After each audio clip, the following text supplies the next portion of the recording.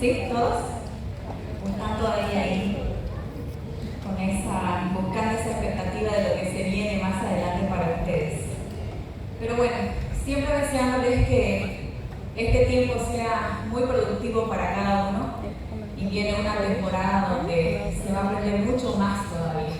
Así que, sin embargo, en esta mañana vamos a hablar de este programa tan importante que todos lo conocemos como el PAI, el Programa Ampliado de Inmunización, que además de hablar de este programa también vamos a tocar un poco sobre la vacuna antirrábica, ¿ya? Así que lo primero que podemos decir que el Programa Ampliado de Inmunizaciones actualmente en el territorio boliviano se viene administrando estas vacunas desde el año 1979, si no me equivoco, donde se lleva a cabo también esta administración de las vacunas bajo el modelo de la salud familiar comunitaria e intercultural. ¿Se acordarán bien ustedes, verdad? SARSI. Entonces, bajo este modelo se sigue administrando o se sigue también llevando a cabo este programa de inmunización. Dentro de los objetivos generales que tiene el programa ampliado de inmunizaciones es justamente reducir los riesgos de la enfermedad, reducir los riesgos de enfermar o morir de algunas patologías que sabemos que son bastante letales, ¿no? Cuando no se tiene un modelo de prevención. Entonces, aquí estamos hablando, por eso es que el objetivo de todo este programa es justamente reducir el riesgo de enfermar y morir por enfermedades inmunoprevenibles, ¿no? Además de tener estas características, a través del ampliado de la administración de las vacunas, su objetivo también es poder hacer una vigilancia epidemiológica, y es uno de las actividades que compone este modelo o este programa del programa ampliado de inmunización. Por eso es que dentro de su objetivo general se va a encargar de la aplicación de las vacunas y también va a evitar que aparezca nuevamente la enfermedad. Dentro de sus objetivos específicos, también es importante conocer que tienen objetivos específicos, dentro de los cuales uno de los principios es poder abarcar o alcanzar la mayor cobertura de ampliación de estas inmunizaciones, mayor al 95% en cada uno de los municipios del territorio boliviano. También es poder asegurar que esta inmunización esté disponible, las vacunas estén disponibles en todo el esquema que comprende el PAI, ¿no? Asegurar que las vacunas cumplan con la cadena de frío, que es decir, que es la condición habitual en la que deben estar para poder hacer su efectiva acción en el cuerpo humano, ¿no? Y por último es asegurar la eficacia de la vigilancia epidemiológica, como les decía, es uno de los componentes del PAI. Y justamente aquí estamos viendo cuáles son algunos de los componentes principales que tiene el programa ampliado de inmunizaciones, y uno de ellos, ¿no?, como decíamos, dentro de los objetivos específicos, es asegurar la cadena de frío, que es justamente de lo que se compone el PAI. La logística, asegurar la disponibilidad de las mismas, ¿no?, además de la vigilancia epidemiológica, capacitación del personal, la supervisión de la administración de las vacunas, de todo el componente del PAI, constante monitoreo y evaluación de la administración, la vacunación segura, ¿no?, entre otras componentes, dentro de ellas la investigación. Por eso es que antes que una vacuna se aplique en un lugar, en un país, debe asegurarse la investigación, ¿no?, que esta vacuna sea totalmente segura y efectiva para una determinada población. Estrategias de la vacunación, oportunidades perdidas, también es parte de los componentes del PAI. En este sentido es también evaluar cuáles son o cuántas son las oportunidades que no se han podido cumplir con la aplicación de las vacunas, y las vacunas del esquema nacional, en este sentido. Entonces, El PAI, además de tener este componente dentro del contenido de las vacunas son organismos similares a los agentes que provocan o producen la enfermedad, pero en este caso estos están debilitados, ¿no?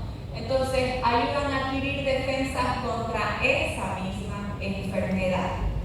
Entonces las vacunas son suspensiones de microorganismos vivos, muertos o atenuados que pueden estar en base a partículas proteicas y estos que se van a ser preparados, producen la inmunidad ante estos agentes dentro de nuestro organismo. Dentro de la composición de las vacunas, estas están compuestas por antígenos, por preservativos, están compuestas también por un líquido de suspensión y adyuvantes, que son aquellos compuestos de aluminio y calcio. Y cada uno de estos cumple una función específica para ser efectiva como una vacuna. El antígeno es una sustancia que estimula la producción de los anticuerpos, ¿no? Entre otras, el preservativo es aquel que inhibe, paraliza el crecimiento bacteriano en los cultivos virales. Esto hace que estén debilitados, ¿no? El líquido de suspensión es ese líquido que asegura que puede ser utilizada como el agua destilada, por ejemplo, o una solución salina, y algunos adyuvantes que son aquellos que aumentan la respuesta inmunológica. Ahora, aquí vamos a ver un pequeño mapita donde nos va a ayudar a poder evidentemente constatarnos de cuáles son o de qué están compuestas las vacunas dentro del programa ampliado de inmunización. Aquí tenemos las vacunas atenuadas y las inactivas o muertas. Dentro de las vacunas atenuadas son aquellas que van a estar derivadas del agente que causa la enfermedad. Entre estas se dividen en virales y bacterianas, y como ustedes pueden ver en este cuadro, las virales como el sarampión, la antihemovírica, antipolio y antirrotavírica, ¿no? Y las bacterianas, en este caso, las del BCG. Entonces, ese es el tipo, la BCG es una vacuna que se caracteriza por ser de aquellos tipos de vacunas vivas atenuadas. Sin embargo, también podemos conocer las inactivas o muertas, que van a estar compuestas por vacunas producidas por el crecimiento de bacterias o virus en un medio cultivo, inactivadas ya sea por un medio físico o un medio químico, pero también vacunas fraccionadas en subunidades, ¿no? Entonces, dentro de esta primera clasificación tenemos también las virales enteras y las bacterianas enteras. Entonces, dentro de estas clasificaciones tenemos la antiinfluencia estacional, hepatitis B, pertussis y también la tifoidea. Dentro de las vacunas fraccionadas en subunidades, ahí vemos los polisacáridos puros o conjugados, las neumocócicas, los fraccionados toxoides, difteria, tétanos, entre otras, ¿no? Entre otras vacunas bacterianas similares. Entonces, también es importante conocer que dentro de este programa se aplica diferentes ángulos de punción, que ahí lo tenemos básicamente como los intradérmicos, intramusculares, los subcutáneos, y algunas de estas también las vamos a poder aplicar de manera vía oral. Pero nunca se aplica una vacuna endovenosa, ¿ya? Entonces, eso es una de las características en cuanto a los ángulos de función o las formas de administración de la vacuna. La localización, ¿dónde va a estar o dónde se la va a realizar este tipo de vacunas?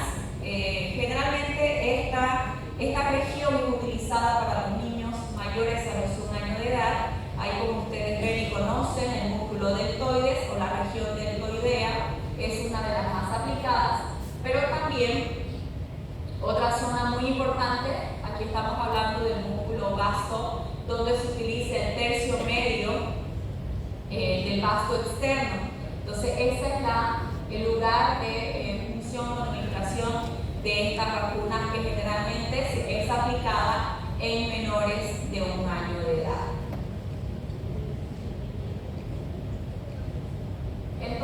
en casos especiales, estas vacunas pueden ser aplicadas con un mínimo de 30 días entre dosis, que es el intervalo, ¿no? El intervalo de 30 días mínimo. Pero no existe un máximo de plazo para poder administrar las vacunas. ¿Por qué? Porque las células T tienen memoria, ¿no? Las células T de nuestro sistema inmunitario. Entonces, por eso es que se aplican estos casos especiales. Ahora sí nos adentramos a todo lo que es el esquema del programa ampliado de inmunizaciones, donde vamos a empezar a hablar sobre la BCG. Las primeras vacunas, y una de las más conocidas, ahí está como la BCG, aquellas que van a contener cepas que dijimos atenuadas, ¿no? Viene de esta familia, viene de esta clasificación, donde sabemos que hay una clasificación de vacunas atenuadas, y dentro de ellas están estas bacterianas como estas cepas atenuadas del Mycobacterium bovis, que forma parte de una suspensión de estos bacilos vivos que son capaces de replicarse una vez administrada la vacuna. Su nombre proviene lógicamente de su creador, de quien creó esta vacuna.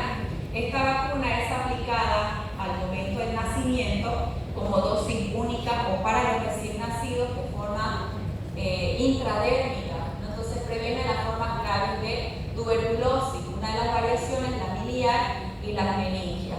Aquí estamos conociendo un poquito más de la vacuna, la BCG, viene con las jeringas, que estas son desechadas después de utilizarlas o administrarlas con la vacuna.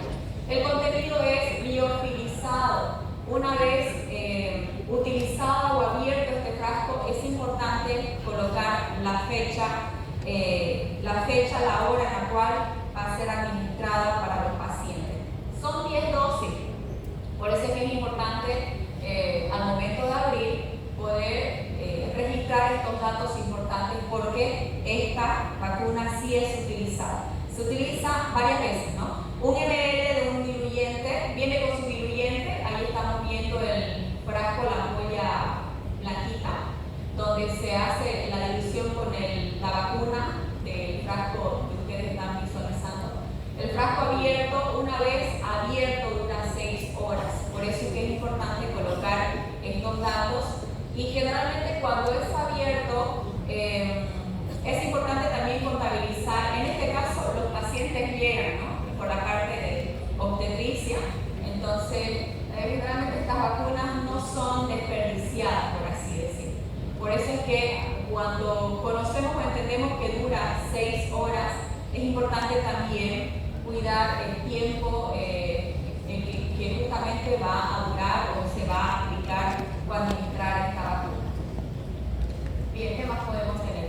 Dentro de las vacunas o esta vacuna BCG hay algunas excepciones o contraindicaciones. No debe ser administrada en niños que pesan menos de 2 kilogramos. En niños con madres portadoras de VIH sin una prueba previa de los laboratorios, o niños con algunas patologías, ¿no?, con otras patologías. Sin embargo, algún cuidado especial que debe tener esta vacuna es precisamente el cuidado de la cadena del frío, por eso son liofilizadas, ¿no? Aplicarlo tomando en cuenta la higiene, lavado de manos, revisar la fecha de vencimiento, ¿no?, y no masajear en el lugar de la administración, porque se puede formar una pápula. Ciertas recomendaciones que hay que hacer: el registro del carnet de vacunas de los niños, y no colocar este tipo de vacuna a mayores de 1 año de edad. Recomendaciones: antes de aplicar, homogeneizar, ¿no?, hacer un movimiento giratorio, rotatorio. Recomendar a la familia que las pápulas son solo la punta de la hojita, es la forma en la que se va a administrar y se va a formar una pápula. Este proceso, cuando se administra la BCG, este proceso de formación de pápula, o han visto ustedes que cuando este sector donde se aplica la vacuna se puede llegar a infectar, ¿verdad? Por eso es que es importante la higiene, evitar manipularla. Después vamos a ver que se puede formar una mácula, ¿no? Entonces, después de un mes aproximadamente, hasta en 3 semanas se forma, y esta condición es totalmente normal. Se forma también una cicatriz, y es la cicatriz que creo que todos tenemos, ¿verdad? Entonces, esas son las características o el proceso que lleva después de la administración de este tipo de vacunas. Ahora tenemos la pentavalente.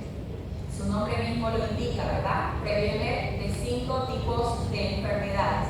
Dentro de ellas, la difteria, tétano, coqueluche, toferina, las meningitis, ¿no? La hemofilus influencial tipo B y la hepatitis tipo B. Esta vacuna es una vacuna que está combinada por bacterias muertas de Bordeteria pertussis, toxoide tetánico, etc. Es decir, por eso es que hay una composición o es una combinación de diferentes tipos de microorganismos atenuados. Entonces, estas van a estar caracterizadas también por polisacáridos capsulares purificados de Haemophilus tipo B, conjugados o unidos a una proteína.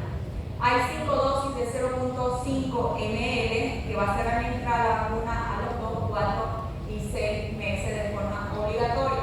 Y la de refuerzo al año y medio, es decir, a los 18 meses de edad.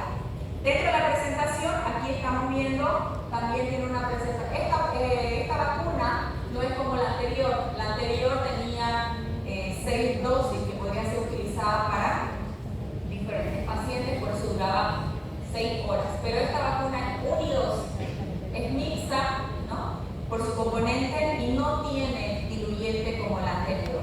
Las jeringas de igual manera son totalmente descartables y la aplicación igual es diferente. En este caso, la pentavalente se aplica por el ángulo atomintagados y de forma intramuscular. Entonces ahí tenemos 5 dosis. Algunas de las contraindicaciones para este tipo de vacuna, por ejemplo, antecedentes de reacción alérgica o anafiláctica. Cuando tenemos este tipo de reacciones es importante tomar en cuenta como una contraindicación. Dentro de las recomendaciones, evitar aplicarlo cuando el niño o cuando presenta cuadros febriles, o si este supera también a las 48 horas, hay que llevarlo nuevamente al centro de salud, ¿no? Respetar las creencias de la comunidad es una de las recomendaciones que es parte de esta vacuna, y no vacunar, dice, a niños con fiebre. Se dice, bueno, hasta ahora no se ha demostrado que las vacunas pueden provocar un daño, más bien previene de forma grave de la enfermedad, pero por la susceptibilidad familiar es importante evitar no aplicar la vacuna cuando están enfermos. Se maneja ese concepto, ¿no? Ese mito o esa teoría de no aplicar, pero simplemente esto se evita para evitar susceptibilidades de la familia, porque en realidad no tiene ninguna reacción o la fiebre o un proceso viral o enfermedad actual antes de aplicar la vacuna no tendría que tener ningún tipo de inconveniente. Sin embargo, se evita esta susceptibilidad. Ahora vemos la antipolio. Esta antipoliomelítica, se la realiza de 2 formas. Se demuestra una efectividad o una alta efectividad cuando la primera vacuna es aplicada de manera intramuscular y las próximas de manera vía oral. Entonces ahí está, esta es una de las vacunas o únicas vacunas que se aplica de forma vía oral, ¿no? Entonces la pentavalente o antipolio, la antipolio proviene de la poliomielitis, esta enfermedad donde cubre varios serotipos, entre ellos la 1, la 2, la 3. Es un esquema completo. Cuando se hace un esquema completo, alcanza el 95% de efectividad, ¿no? A partir de los 4 meses y 6 meses de forma vía oral. La intramuscular, la IPV, como dice en este recuadro, una dosis de 0.5 ml. La presentación viene como multidosis. Un detalle que hay que tomar en cuenta de esta vacuna es evitar este microgotero, evitar que la punta toque o se contamine con la boca del paciente, ¿no? Porque esta tiene que ser utilizada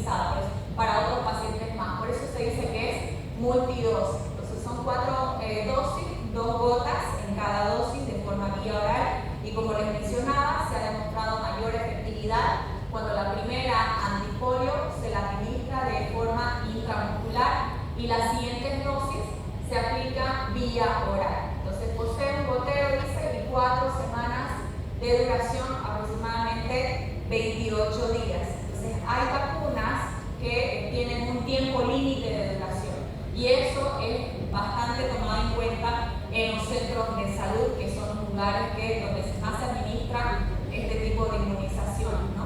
Entonces primero se tiene que llevar o tomar en cuenta cuántos van a ser los pacientes que necesitan este tipo de administración para poder abrir el frasco, para tomar en cuenta que cada vacuna tiene un límite de duración y en este caso evitar hacer los desperdicios, ¿no? Entonces esa es la característica que tiene esta antipolio.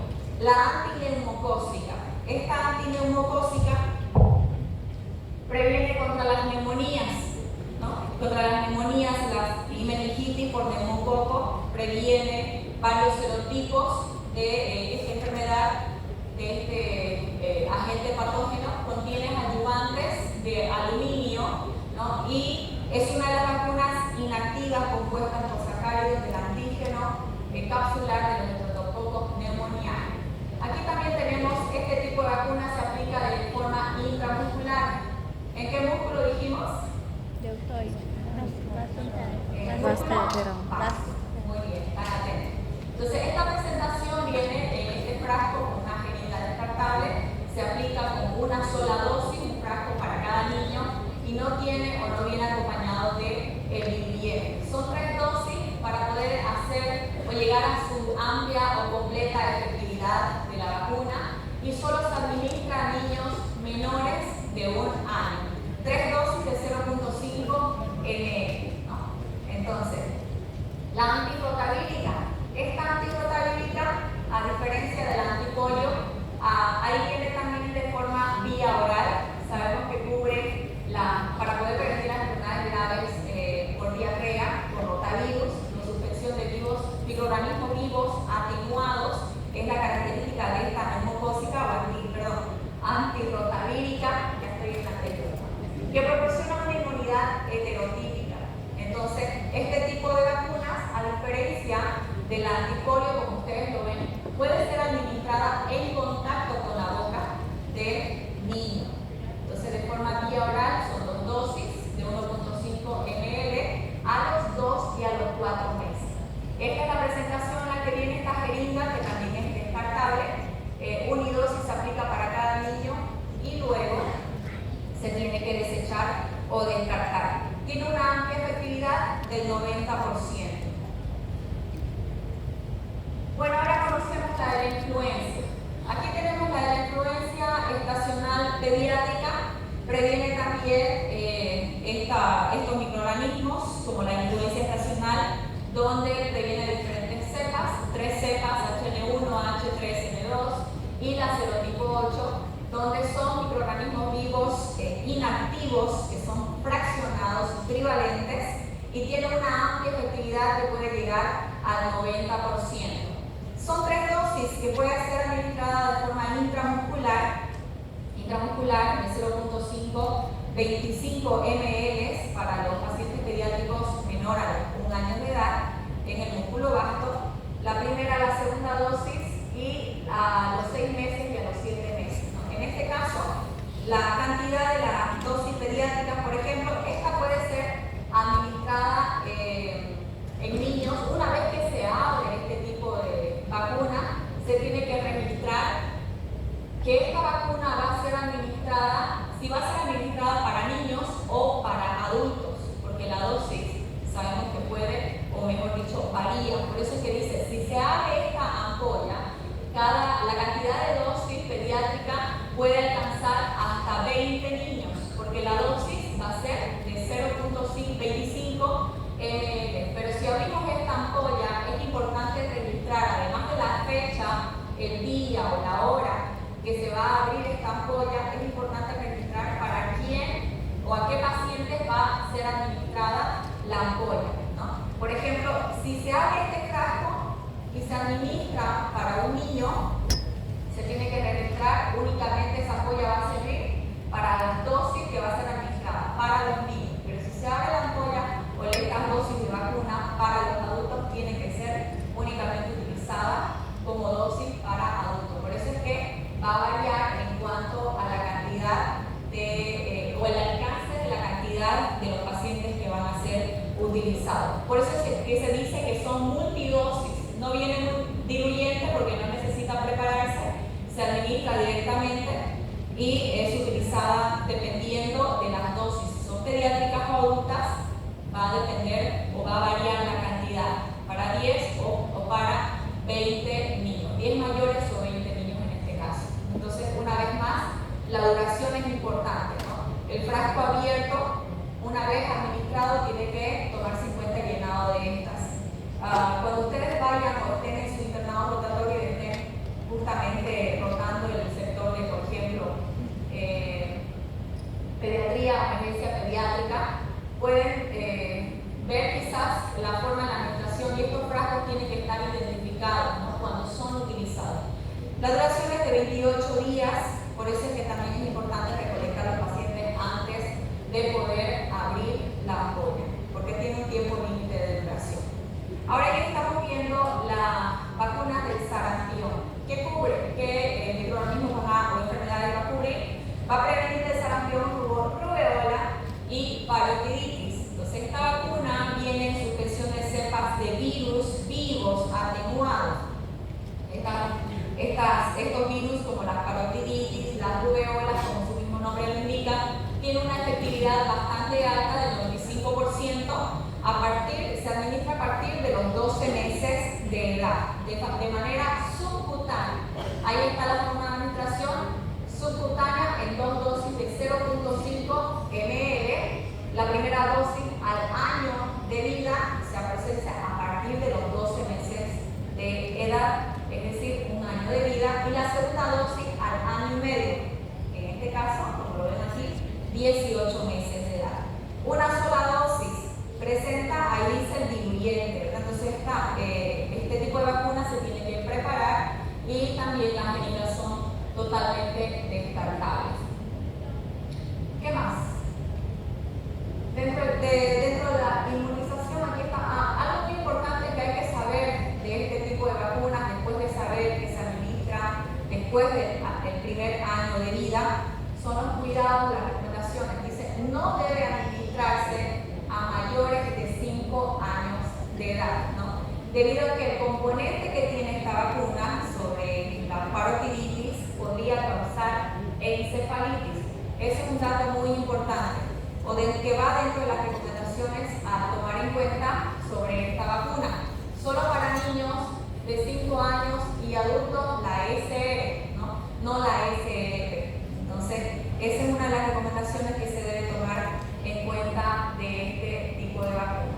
La antiamarílica es una vacuna que previene de la fiebre amarilla, es una suspensión de microorganismos vivos atenuados de la cepa ID204 que va a estar cultivada en huevos de gallina, ¿no? Donde su efectividad supera al 90%. Está aplicado en niños que cumplen el primer año de vida. Se administra de forma subcutánea y se hace una sola dosis de 0.5 ml. La multidosis viene acompañada también de su diluyente y de sus jeringas descartables. Una vez que el frasco esté abierto, también es importante registrar estos datos como la fecha, la hora y la dosis de administración pediátrica que va a ser administrada, porque su duración es bastante corta, como algunas otras de las vacunas. Esto dura apenas 6 horas. Entonces, para no desperdiciar las vacunas es importante hacer un registro de los pacientes que se van a administrar para no darlas por perdida. Entonces, no se debe aplicar, una de las recomendaciones que es importante en esta vacuna es que no se debe administrar o aplicar a niños menores de edad o a bebés. No se debe aplicar tampoco a ancianos o a los pacientes de la tercera edad o pacientes con alguna patología de base. Así son algunas de las recomendaciones de este tipo de vacunas. Ahora veamos una de las vacunas más conocidas, como las HPV. Sabemos qué tipo de enfermedades cubre o previene formas graves de esta enfermedad, pero sabemos que el papilomavirus humanos es aquel responsable de más de 200 virus que están relacionados a esta enfermedad, que actualmente se aplica en Bolivia desde 2018. Es un recombinante tetravalente contra el virus del papilomavirus o HPV. que cubre los genotipos 6, 11, entre ellos también algunas de los que cubre algunos de los genotipos más agresivos de la enfermedad, como las cepas 16, 18, ¿no? Son las cepas o genotipos de alto riesgo. Se cubre una amplia gama de serotipos que previenen las formas graves contra la enfermedad del cáncer. Son dos dosis de 0.5 ml, se aplica de forma intramuscular. La presentación viene como una ampolla donde se administra como unidosis, una dosis única. La aplicación se da en niños y niñas de 10 años de edad, pero se ha demostrado una amplia efectividad en un promedio de los 9 años hasta los 14 años de edad. Entonces, la primera vacuna, esto lo hablamos en clase, ¿se acuerdan? La primera vacuna, así no, recapitulando. Bueno, le va a servir, ¿no? En algún momento. Entonces, la primera administración, al contacto con el paciente, ¿no? Se administra. A ver, este tipo de vacunas, recordando un poquito la forma en la cual se llega a cubrir a este tipo de población, generalmente es aplicada en las escuelas, ¿no? Que son la población donde lo primero que se hace es reunir una lista o hacer una información de cuántos niños se pueden vacunar y cuántos el padre de familia o la madre de familia acepta, ¿no? Con un consentimiento o con un respaldo, una autorización de parte de los padres, pero generalmente se hace en las escuelas para evitar perder una vez abiertas estas ampollas, ¿no? Entonces, pero sin embargo, una vez que se administra la segunda dosis, ¿después de cuánto tiempo debe ser administrada? A ver, recuerden, hagan memoria. ¿Cuál de dos? Gracias. 6 meses. Marina.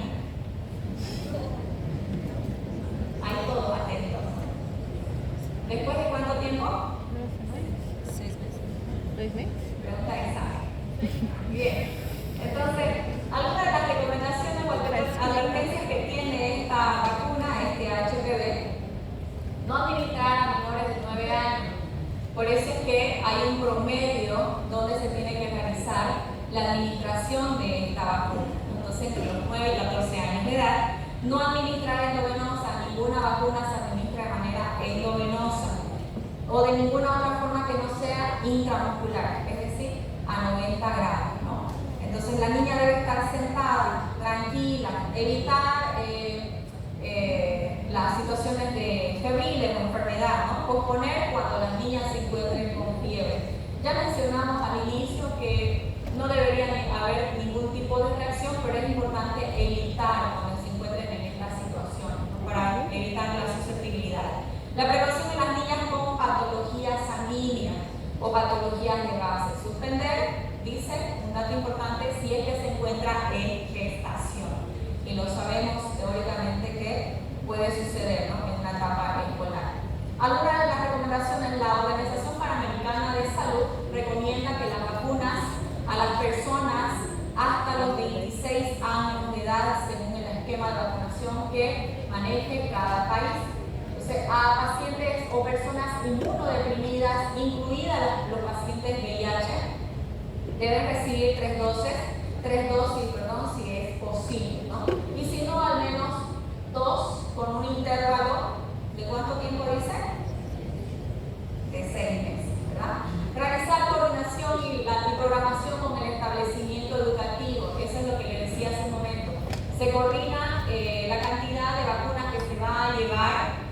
No nos olvidemos que la cadena de frío es importante para cualquier tipo de vacuna.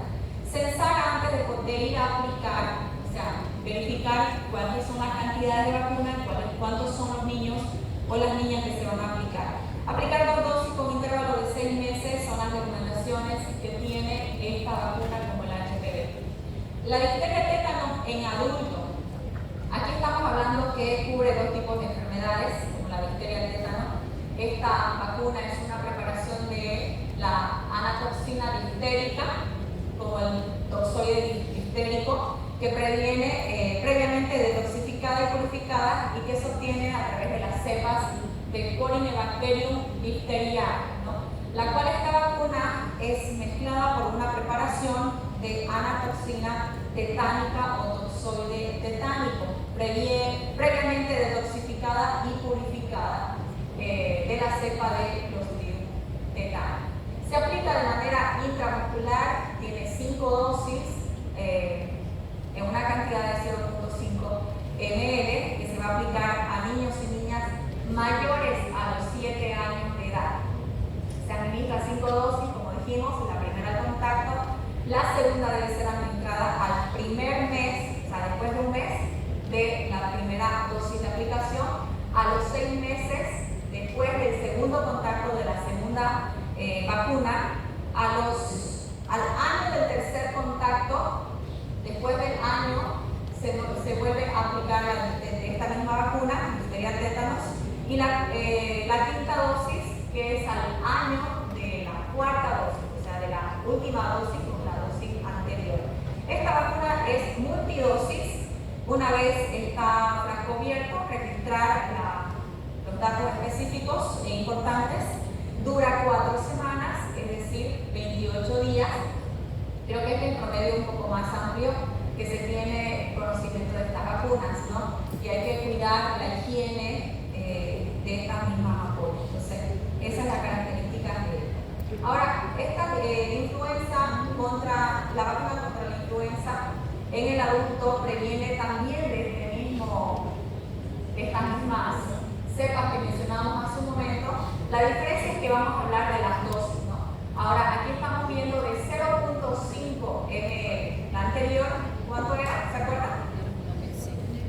Ok, entonces esa es la diferencia. Por eso es que cuando se abre el frasco para hacer el uso de esta vacuna, que son multidosis, hay que verificar para qué paciente va a ser previamente utilizado. Si son pacientes pediátricos o si son pacientes adultos. Porque sabemos que si es para un paciente pediátrico va a alcanzar esta ampolla como multidosis hasta una cantidad de 20 niños. Pero si lo aplicamos esta dosis de 0.5 ml, va a alcanzar para 10 adultos. Entonces ahí estamos viendo que viene una presentación de multidosis sin diluyente.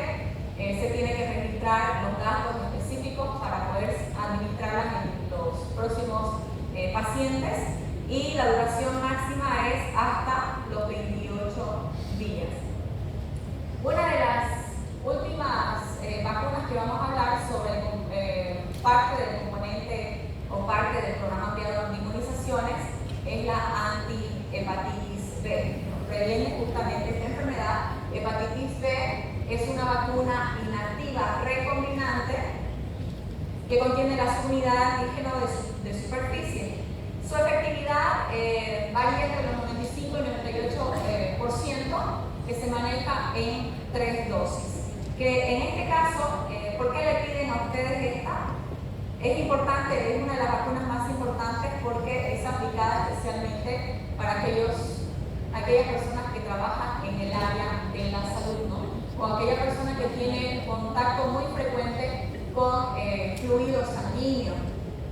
Me acuerdo que una vez haciendo test de glicemia capilar, me contaminé con la aguja de un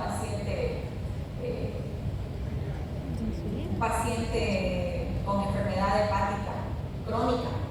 Entonces inmediatamente me tuve que ir, ¿no? Aunque usted esté con guantes, por eso es importante tener cuidado. Si a usted le toca rotar en medicina interna el área de diabetología, por ejemplo, siempre se hacen los controles de glicemia cada día, ¿no? Y cada hora, dependiendo de los pacientes, se hace 3 veces al día por lo menos. Entonces hay que tener cuidado en ese sentido. Por eso es que usted necesita tener este tipo de vacuna. La vacuna 24 horas después del nacimiento, seguida de 3 dosis al año, ¿no? En el año. Son 3 dosis de 1 ml, la primera dosis al contacto, la segunda dosis después del mes del primer contacto y la tercera dosis a los 6 meses al segundo contacto. Entonces, esta vacuna es unidosis y no tiene diluyente, y esa es la presentación que tenemos de esta vacuna. Bueno, ahora toquemos un poquito sobre el virus de la rabia. Para conocer un poquito más sobre el virus de la rabia, este virus es totalmente letal, es muy agresivo, es mortal, y se combina o se trata de llevar una escala de diferentes fases. Entonces, esta va a venir este virus, el virus de la rabia. Es una enfermedad que es muy letal, como les decía, que va a estar ocasionada por el virus de Lisa virus, que esta va a cubrir 14 tipos de especies. Es patógeno, neurotrópico, afecta a las neuronas. Su función, o sea, su objetivo, el objetivo que tiene este tipo de virus es llegar, enseguida vamos a ver cuál es la forma en la que puede llegar, por eso es que hablamos de estas 5 etapas muy importantes antes de hacerse mortal. Y una vez llegada a la tercera fase o etapa de la enfermedad, ya solo hay que esperar los desencadenantes de la enfermedad, o sea, ya no hay nada que hacer. Por eso es importante primero tener una previa de cómo es la enfermedad, pero su objetivo de este virus, de este Lisa virus, es llegar a las neuronas. Esta infección es zoonótica, se transmite a través del animal, los animales silvestres, a través de las mordeduras, los rasguños. En países que están en pleno desarrollo, ahí estamos viendo los animales como los perros específicamente o los gatos también, pero en países ya desarrollados lo podemos conocer como los murciélagos. Entonces son estos dos tipos de animales muy frecuentes donde se van a receptar o donde van a estar este tipo de virus. Entonces estamos viendo que hay 5 tipos de fases. La primera es la mordedura, donde la vía de entrada es a través de esta lesión, ya sea una mordedura o un rasguño. Entonces, ¿por dónde viaja? Este virus viaja por las neuronas motoras a través de los nervios periféricos antes de llegar al sistema nervioso central. Este virus tiene una forma de transporte neuronal retrógrado. Entonces, esta es la forma en la cual se va a transmitir este tipo de virus usando la vía de los nervios para que pueda llegar hasta el cerebro. Y eso hace la diferencia entre una mordedura en lugares específicos. Por ejemplo, no es lo mismo que la mordedura o el rasguño o la vía de entrada de infección ocurra por la cabeza, cuello o las extremidades o por los miembros inferiores, porque sabemos que este virus se va a transmitir por la vía periférica y el trayecto desde los pies hasta llegar al cerebro, a las neuronas, va a ser más largo. Entonces el tiempo o la distancia en la cual va a ser infectada, va a venir la infección, también es importante, por eso te lo mencionaba. La primera fase entonces es la fase de la mordedura. La segunda fase es el periodo de incubación. Aquí este periodo de incubación puede variar precisamente por lo que hemos dicho hace un momento, el lugar de la mordedura, el lugar de la infección. Este puede variar entre 1 a 3 meses o puede llegar incluso a tardar el periodo de incubación hasta 2 años, entre 1 a 2 años. Entonces, la tercera fase, ahora antes de entrar a la tercera fase, la prueba diagnóstica, una de las pruebas diagnósticas para poder determinar en este tiempo, si es que no hay síntomas, una de las formas de poder llegar al resultado positivo de la enfermedad es utilizando el método diagnóstico de la inmunofluorescencia de antígenos anticuerpos que se muestra a través de un tejido cerebral. Entonces es una forma para poder confirmar o descartar la enfermedad si es que no manifiesta síntomas, porque generalmente sí manifiesta síntomas. Y ahora lo vamos a ver en 2 variedades. Ahora, una vez llegada al tiempo del pródromo, que es el periodo más letal, cuando esta enfermedad llega a este tiempo, ya no hay vuelta atrás.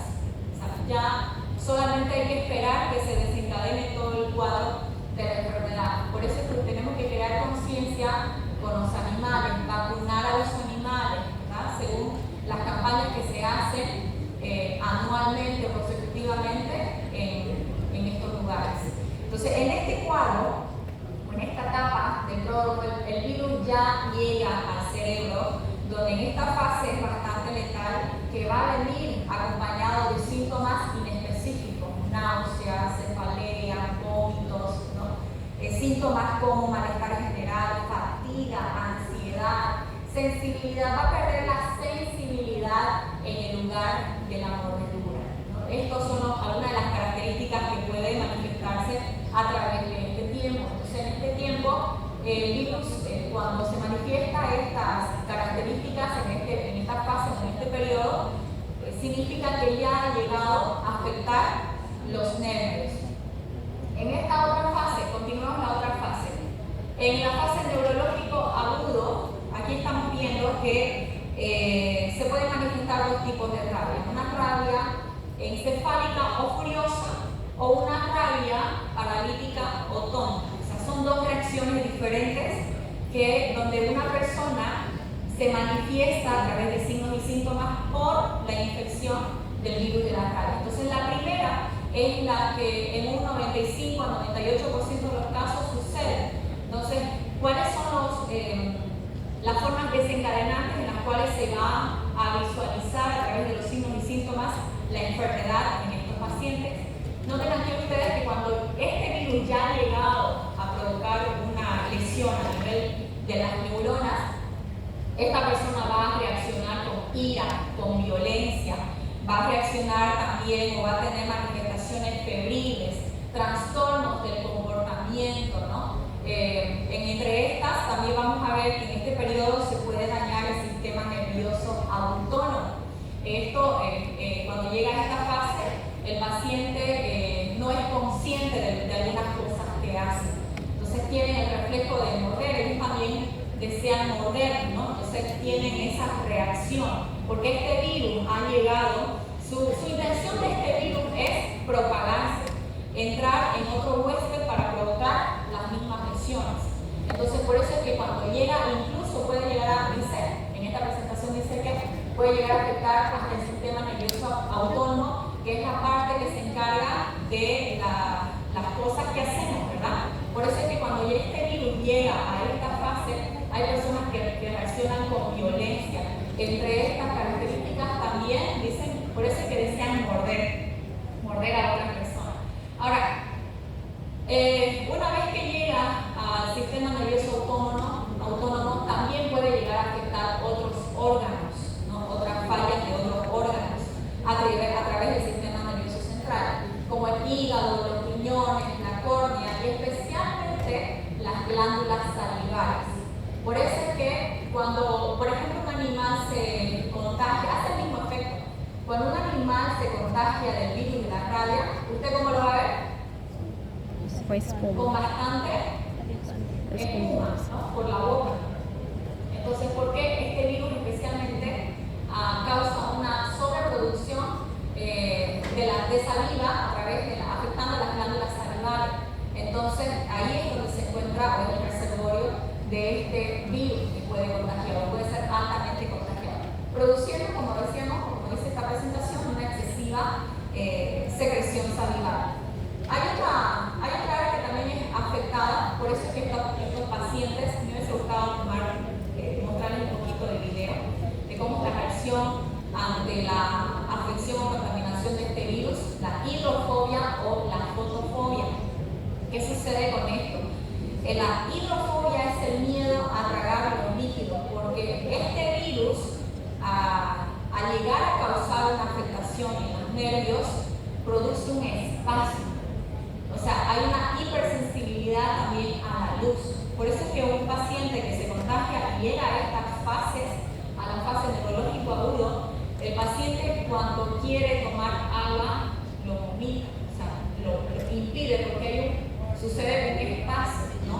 Que no permite pasar los líquidos, y a eso se lo denomina hidrofobia. Lo mismo sucede con la aerofobia, cuando usted lo ventila o le quiere dar un poco de aire, por la sensibilidad de los nervios causa también el mismo efecto, como el espasmo. Entonces en los animales también hemos visto que se producen las mismas características, causando una producción excesiva de la saliva. Y como vemos en esta presentación también la rabia paralítica, que es el otro polo de la reacción de un paciente, en este caso de una persona. La rabia paralítica o tonta es cuando se queda pensativo, cuando se queda en un y cuando actúa de forma depresiva por la contaminación o por la infección de esta enfermedad.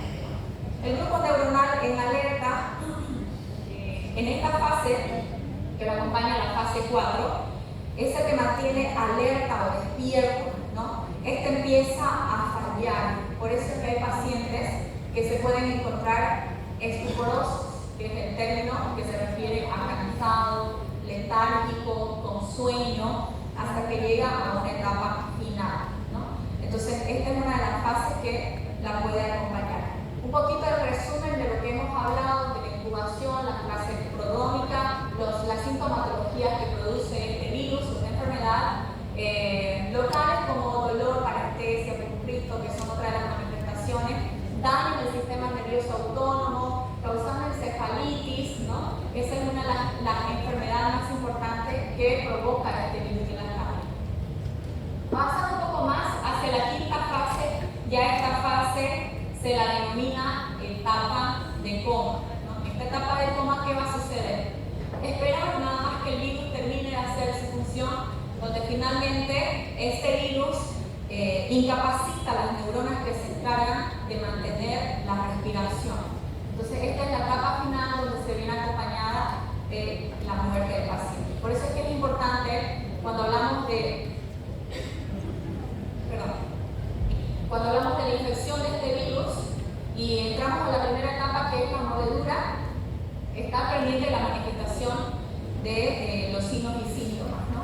Ahora vamos a ver cómo tratar la enfermedad a través de esta vacuna. Entonces, el tratamiento para la vacuna antirrábica, aquí lo estamos viendo, la forma de administración es la intradérmica. Previene contra el virus de la rabia, que sabemos que viene a manifestar la enfermedad por el virus Lisa virus. El tratamiento, lo primero que hay que hacer con una persona mordida, supuestamente infectada, ¿por qué? Porque vamos a ver si ese animal ha estado infectado o ha sido portador de este virus tan letal. Por eso es que lo primero que tenemos que hacer es la higiene, lavado de agua y jabón, donde tenemos que verificar posteriormente si el riesgo puede ser leve, moderado o muy grave, donde va a aplicar a mencionar todas las fases que hemos visto hace un momento. La leve es que no ha habido contacto con la saliva. En este caso, no hay tratamiento.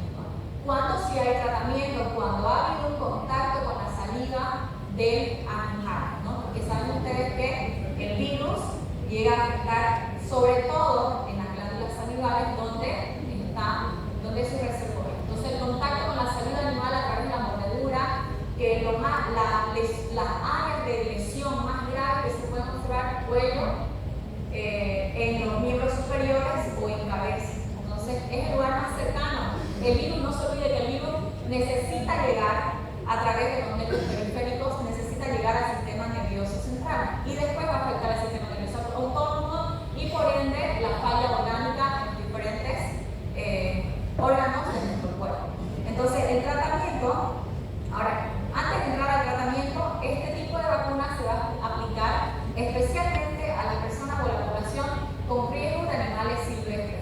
La primera dosis al mes, la segunda dosis a los 3 meses y la tercera dosis de manera anual, ¿no? Entonces, el tratamiento para aquella persona infectada o con lesiones graves o riesgo grave, lo vamos a hacer una dosis al contacto de la mordedura, la siguiente dosis al tercer mes, al séptimo mes, la cuarta dosis la tercera vez hasta el séptimo mes y hasta los 14 meses se va a aplicar esta cuarta dosis. Entonces, si no se encuentra o si se encuentra el animal, se tiene que aplicar la vacuna antirrábica. Si no se encuentra el animal, porque a veces la causa, sabemos que por una mordedura de un animal, que puede ser de aquellos que están o que viven en una situación de cargo o aquellos que son o tienen una familia o un hogar. Entonces, si no se encuentra el animal, se tiene que observar 10 días el tiempo de incubación. ¿No? Se tiene que observar la manifestación de algún tipo de signos o síntomas. Si tiene con síntomas, va a actuar o va a llegar a la muerte. Entonces aquí aplicamos vacuna antirrábica. Si no viene acompañado de síntomas o muerte, no es necesario aplicar la vacuna. Ahora, la vacuna se puede administrar hasta una dosis